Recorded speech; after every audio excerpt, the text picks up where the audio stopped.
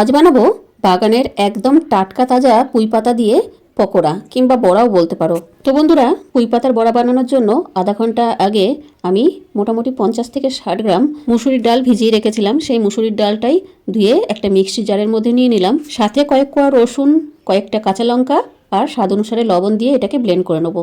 খুব বেশি মিহি করার দরকার লাগে না। ডাল বাটাটা একটু দানা থাকলে কোনো অসুবিধা নেই। আর যদি মনে হয় একটু বাইন্ডিংয়ে অসুবিধা হচ্ছে, তাহলে এর মধ্যে 1 চামচ বেসন অ্যাড করে নিতে পারো। এখানে দেখো বেশ কয়েকটা পুঁই পাতা নিয়ে নিয়েছি। পুঁই পাতাগুলো এত বড় বড় সাইজে, আমার হাতের মাপের থেকেও অনেকটাই বড়। তো পুঁই পাতাটা আমি প্রথমে উল্টো দিকে বেশ কিছুটা ডাল বাটা লাগিয়ে নিয়েছি। এবারে পুঁই পাতাটাকে ফোল্ড করে নেব। পুঁই পাতাগুলো যদি ছোট ছোট হয় তাহলে এইরকমভাবে ফোল্ড করার কোনো প্রয়োজন নেই। তখন হবে কি, একটা পুঁই পাতার মধ্যে দুপাশে ভালোভাবে লাগিয়ে নিয়ে একদম সিম্পলভাবে ভেজে দিতে হবে। যেহেতু এখানে পুঁই পাতাগুলো অনেকটাই বড়, সেই কারণে আমি ফোল্ড করছি। আর পুঁই পাতাটাকে পুরোপুরি না ঢাকলেও চলবে। ঠিক যেরকমভাবে আমি ডাল বাটাটাকে পুঁই পাতার মধ্যে লাগিয়ে নিয়েছি, এরকমভাবে ভাঁজগুলো একটু ঢেকে দিলেই চলবে। যেদিন বাড়িতে কোনো কিছু রান্না করতে ইচ্ছে করবে না কিংবা শরীরটা খারাপ লাগবে, সেদিন এরকম মুচমুচে পুঁই পাতার বড়া বানিয়ে নিলে আর কিছুই লাগবে না খাবার জন্য। দুদিক থেকে খুব ভালো করে পুঁই পাতাটাকে ঢেকে দিয়েছি। এখন ভাজবার পালা।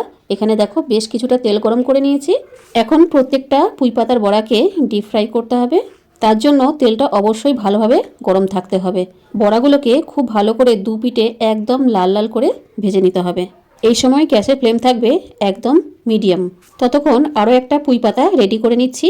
ঠিক আগের পুঁই পাতাটাকে যেরকমভাবে ডাল বাটা দিয়ে ঢেকে দিয়েছিলাম, এইটাকেও সেরকমভাবেই দুদিক থেকে একদম ভালোভাবে ঢেকে দেবো। এ দেখো পুঁই পাতাটা রেডি করে নিয়েছি। এবার এটাকে ভেজে নেবো। দেখো আগের বড়াটা সুন্দরভাবে লাল লাল করে ভাজা হয়ে গেছে। এটাকে তেল থেকে তুলে নিয়ে আবারও একটা বড়া ভেজে নেবো। তবে হ্যাঁ, এই বড়াগুলোকে ভেজে অনেকক্ষণ রেখে দেওয়া যাবে না। যখন যে খেতে বসবে সেই মুহূর্তে সঙ্গে সঙ্গে ভেজে খেতে দিতে হবে। এখন এই মুহূর্তে আমি শুধুমাত্র দুটো পাতা ভেজে নিয়েছি। পরে যে যখন খেতে বসবে তখনই সঙ্গে সঙ্গে গরম গরম ভেজে পরিবেশন করে দেবো। তো বন্ধুরা, আজকের এই পুঁই পাতা বড়া রেসিপিটা তোমাদের কেমন লেগেছে অবশ্যই কমেন্টের মাধ্যমে জানিও, যাতে আমি তোমাদেরকে ধন্যবাদ জানাতে পারি। এই বড়াগুলো খেতে খুবই মচমচে হয়।